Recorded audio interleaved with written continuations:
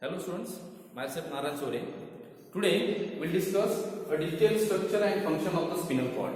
Okay, spinal cord, yes, it is a part of the central nervous system. Central nervous system constitutes brain and the spinal cord. Okay, yes. So spinal cord, yes, it is a cylindrical cord-like structure. It is a cylindrical cord-like structure and which arises from the medulla oblongata. Medulla oblongata, yes, it is a part of the brain. Okay, yes, in that suppose brain, forebrain, midbrain and hindbrain. In that hindbrain, yes, that is the part, hindbrain part is the medulla oblongata, and yes, it is passes through the vertebral column. Yes, it is passes through the vertebral column. I will show you here. See here, this is a module. Okay, so this is our brain, and yes, at the ending part that is the medulla oblongata, and from that part this spinal cord is passes through the vertebral column. Okay, vertebral column, yes, it is nothing but the protecting covering of the spinal cord. Okay, we discuss in brain. Yes, see here, vertebral column, yes, it is made up of small bones which protect the extremely delicate structure of the human body. Take example, delicate structure brain. Okay, brain, how brain is protected? See here, brain is protected, yes, in a cranium cavity, okay, or skull cavity.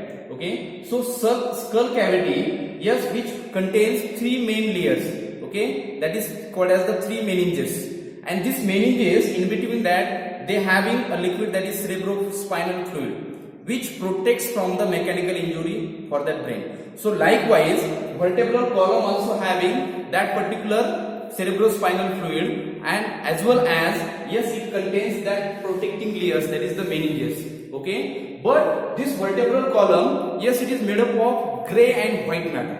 Yes, it is made up from gray and the white matter. Okay, so that likewise brain, this spinal cord is also a delicate structure, and yes, it is also protected in very well way, yes, by the small bones like our brain. Now see, each side of the spinal cord are two horns.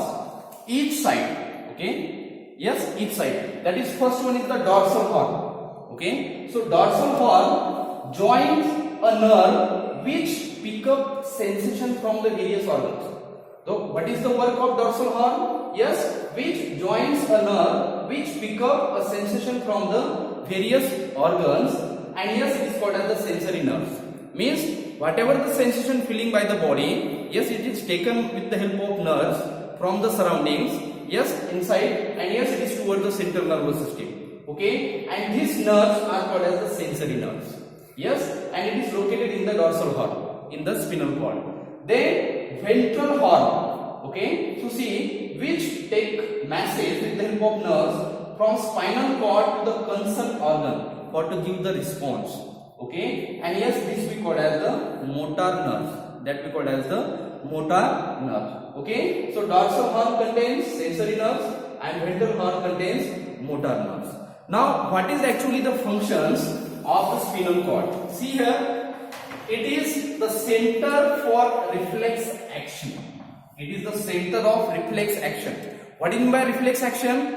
Okay, reflex action means it is a spontaneous, quick response, yes, given by the body. Suppose take example of, suppose a hot vessel. When we suppose checking that in that vessel that water is warm or not, yes, suddenly that we take our hands back. Okay, so this is a small example for the reflex action without thinking. Okay, so it is the center for the reflex action. Then it conducts impulses from and towards. It conducts impulses from and towards the brain. Okay, it taking from the brain also, and yes, sending towards the brain also, whatever the electrochemical impulses generated. Then the last function is that it also mediates most of the involuntary activities. Okay, it also mediates most of the involuntary activities. Okay, so this is for today's session. Yes, if you like the session, please share, subscribe and like.